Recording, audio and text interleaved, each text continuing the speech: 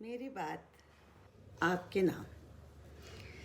पिछले कुछ महीनों से मैं आपको विभिन्न भारतीय भाषाओं की कहानियाँ सुनाती रही हूँ। आज मेरी इच्छा है कि मैं आपको हिंदी भाषा में लिखी हुई एक प्रतिनिधि कहानी सुनाऊं। हिंदी मुझे बहुत प्रिय है और बहुत सा हिंदी साहित्य मैंने पढ़ा और उसका आनंद भी उठाया है। आज की कहानी उषा प्रियमवदा की लिखी हुई है। उषा जी मेरी बहुत पसंदीदा लेखिकाओं में से हैं, जो आधुनिक हैं, जिन्होंने हमारे समय की बात लिखी है। असल में हिंदी कहानियों में इस तरह के नशीले और उलझावदार प्रयोग होते रहे हैं कि पढ़ने वाले को कभी कभी लगता है कि वो कहानी पढ़ रहा है जो उसके ज़िंदगी के करीब है, या कुछ बहुत कल्पना की चीज़ पढ़ रहा है। उषा जी की कहानियाँ ऐसी नहीं हैं। उषा जी की कहानियाँ हमारे बहुत मन के करीब हैं। ऐसा लगता है कि हमारी ज़िंदगी में जो घटनाएं, रोज़मर्रा की ज़िंदगी में जो घटनाएं घटती हैं, ये कहानियाँ उसी से उभर कर आई हैं।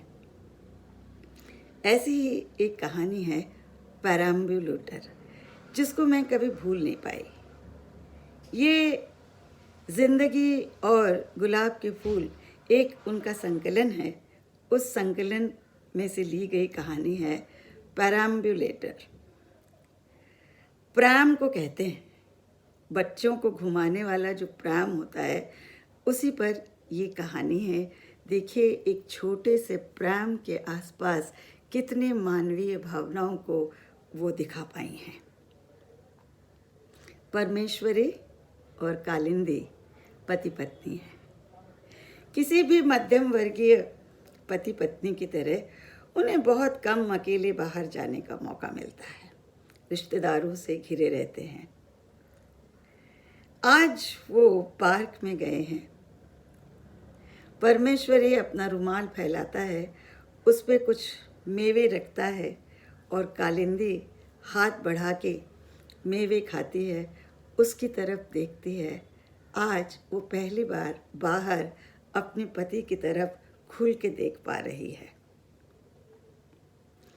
कुछ दूर बहुत सारी आयाएं उस पार्क में छोटे छोटे बच्चों को लेकर खेलने आई हैं और प्रैम्स वहाँ पर काफ़ी खड़े हैं। उन्हें देखकर मजाक में चिढ़ाता हुआ परमेश्वरी कालिंदी को कहता है, क्या तुम्हारे लिए भी एक खरीद दूँ? तो आप अंदाज़ा लगा सकते हैं कि वो अपने आने वाले बच्चे का इंतज़ार कर रहे हैं। कालिंदी का चेहरा शर्म से लाल हो जाता है। खैर, इसी तरह उस पार्क में एक दूसरे को देखते हुए अपने आने वाली ज़िंदगी में अपने बच्चे की कल्पना करते हुए अच्छी सी शाम बिताकर वो घर लौटते हैं। और जब भी अकेले में होते हैं, अक्सर अपने बच्चे की कल्पना करते हैं। एक दिन परमेश्वरी कहता है कि जोशी जी का ट्रांसफ़र हो रहा है, क्या मैं उनसे वो पुरानी प्रैम खरीद लूँ? एकदम से कालिंदी कहती है, नहीं नहीं, मुझे अपने बच्चे के लिए पुरानी ट्राम नहीं खरीदनी है। हमने जो वो पैसा बचा के रखा है, क्यों ना हम उसी से खरीदें। चलो आज ही खरीद लेते हैं। परमेश्वरी हंसने लगता है। खैर, तुरंत तो नहीं जाते दोनों, लेकिन अगले कुछ दिनों में परमेश्वरी एक बहुत खूबसूरत प्रैम खरीद कर ले आता है। जब कभी वो उसे देखता है तो वो कल्पना करता है कि उस प्रैम में उसका छोटा सा बच्चा कैसे लेटने वाला है, फिर कैसे धीरे धीरे वो उस पर बैठने लगेगा, बैठ करके किलकारियाँ भरने लगेगा। कालिंदी की कल्पना में ये होता है कि वो छोटे गाँव तकिया उस प्रैम में डालने के लिए बनाएगी और उस पर कढ़ाई करेगी। ऐसे ही सोचते हुए कुछ समय और बीत जाता है। प्रैम एक उनके सपनों के प्रतीक के रूप में उस घर पे एक निश्चित जगह पर रखा रहता है। एक दिन परमेश्वरी को घर आने में देर हो जाती है और जब वो घर पहुंचता है तो पड़ोस की लड़की उसका इंतज़ार कर रही है और कहती है कि अम्मा भाभी को लेकर अस्पताल गई हैं, आप तुरंत पहुंचिए। परमेश्वरी जब अस्पताल पहुंचता है तो चंदा की माँ रोते हुए उसके पास आती है। उसे पता चलता है कि उसकी पत्नी कालिंदी ने एक मृत लड़की को जन्म दिया। दुखों का पहाड़ टूट पड़ता है उस पर खैर विधि का विधान क्या कर सकते थे। घर आ जाते हैं। कालिंदी इस दुख को भूल नहीं पाती, बहुत उदास रहती है। उसकी सास और उसकी ननंद रानी अपने छोटे से बच्चे लल्लू को लेकर उनके घर में आ जाते हैं भाभी की देखभाल करने, लेकिन कोई उसको सही माने में सांत्वना दे नहीं पाता। कालिंदी का मन बहुत उदास है।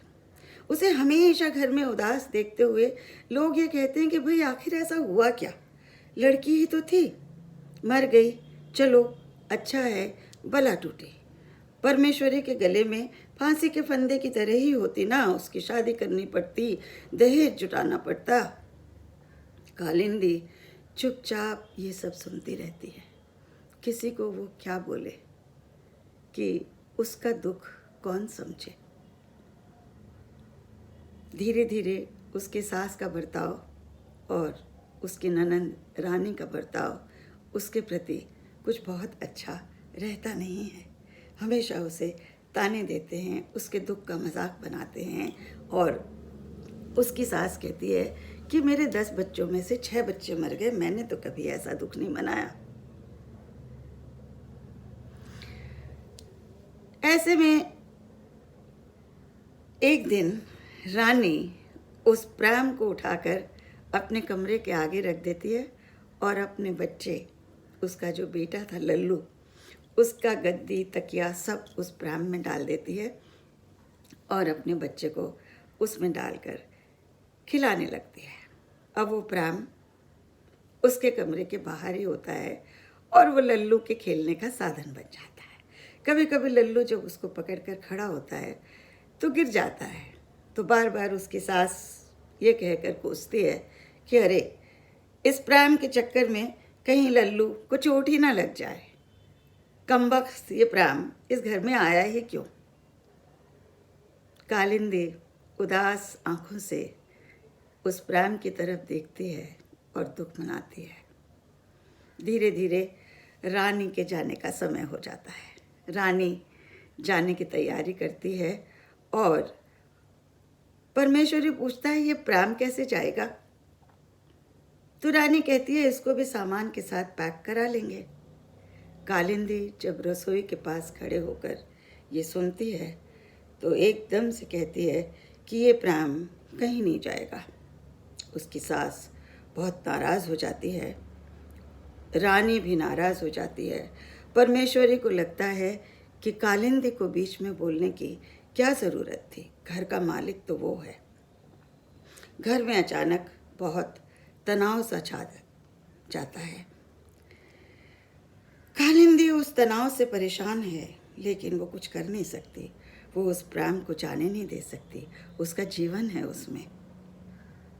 रानी चली जाती है, प्राम छोड़ जाती है, प्राम में से अपने बच्चों का जो खिलौना लटका हुआ था वो निकाल ले जाती है। बस उस छोटे से खिलौने के निकल जाने से ही प्राम ऐसा एक उदास वस्तु की तरह वहाँ पड़ा रहता है। एक दिन जब वो अपनी इस परिस्थिति से समझौता कर ही रहे हैं कि उसकी नौकरी चली जाती है परमेश्वरी की,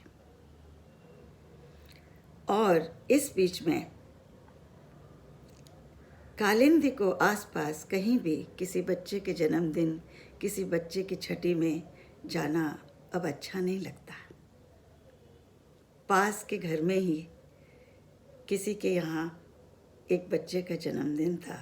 कालिंदी वहाँ जाती है, पर बहुत जल्दी लौट कर आ जाती है और रोने लगती है। थोड़ा नाराज़ हो जाता है परमेश्वरी और कहता है, क्या बात है भाई, तुम कब भूलोगी इस बात को? इस बात को 7 साल हो चुके हैं, तुम इसे कब भूलोगे?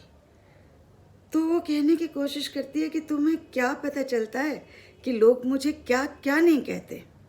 और एकदम से चौंकता है परमेश्वरी, कहने जाता है कि तुम वंध्या तो नहीं हो, लेकिन रुक जाता है। कालिंदी को लोग कभी कभी बांझ भी कह देते हैं। कालिंदी सब सह नहीं पाती है, बहुत दुखी है। लेकिन देखिए विधि का विधान, 8 साल के बाद कालिंदी के जीवन में फिर से खुशी आती है। लेकिन तब तक बहुत कुछ बदल गया। उसकी नौकरी चली गई परमेश्वरी की। और एक दिन परमेश्वरी कहता है कि किशन बाबू पूछ रहे थे क्या हम उन्हें ये प्राम बेच दें, क्योंकि उन्हें पैसों की बहुत तंगी है। कालिंदी एकदम सदके में आ जाती है, गुस्से में अपने गले का चेन निकालती है, लॉकेट निकालती है, कहती तुम ये बेच दो, लेकिन ये प्राम नहीं बिकेगा। और इस बार उसे अपने मायके जाना पड़ता है अपने बच्चे की डिलीवरी के लिए। मायके में जब उसके बच्चे का जन्म हो जाता है, कालिंदी बहुत खुश है। अपने उस छोटे से बच्चे को जो निवाड़ की एक छोटी सी खटिया पे पड़ा रहता है, देख देख के खुश है। और उसे परमेश्वरी की भी बहुत याद आती है। और उसके बाद बहुत प्रसन्नचित्त होकर वो परमेश्वरी के साथ अपने घर में वापस आ जाती है, क्योंकि परमेश्वरी को नौकरी मिल गई है। वो कहता है कि कोई बात नहीं, 60 रुपए की तनख्वाह ही सही, पर नौकरी तो मिली। कालिंदी जब आती है तो देखती है बहुत छोटा सा घर, संकरी गलियों में अंधेरे से भरा हुआ घर, लेकिन खैर ये उसका अपना घर था, वो इस घर की रानी थी। लेकिन अफसोस कि शायद उस बच्चे को ठंड लग जाती है और वो बच्चा बीमार हो जाता है। बहुत कोशिश करते हैं, उसको बहुत दवाइयाँ देते हैं, वो ठीक ही नहीं होता। फिर एक दिन एक डॉक्टर को बुला कर लाते हैं। डॉक्टर उस अंधेरे से भरे हुए कमरे को देखता है और कहता है कि देखिए घबराइए मत, इसे निमोनिया हो गया है, अच्छे से ढांक के रखिए। और वो दवाई की पर्ची लिख के देता है। किसी तरह से कालिंदी कहीं से 5 रुपए ढूंढ कर लाती है और डॉक्टर को देती है और पर्ची देती है अपने पति को कि जाओ तुरंत दवाई लाओ। परमेश्वरी अपनी जेब में हाथ डालता है, विवश खड़ा रहता है क्योंकि पैसे नहीं हैं। कालिंदी उसकी तरफ देखती है और कहती है तुम क्या खड़े खड़े मेरा मुंह देख रहे हो, तुरंत जाओ बच्चे की दवाई लाओ, उठा लो उस प्राम को, बेच दो और उससे बच्चे की दवाई ले आओ।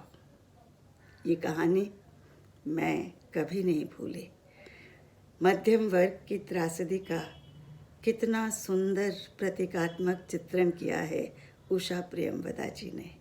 हो सके तो आप उनकी कहानियों को पढ़ें और हिंदी साहित्य में और भी जो महिला लेखिकाएं हैं जिनकी कहानी मैं अब आपको एक एक करके सुनाऊंगी, उन्हें पढ़ने की कोशिश करें।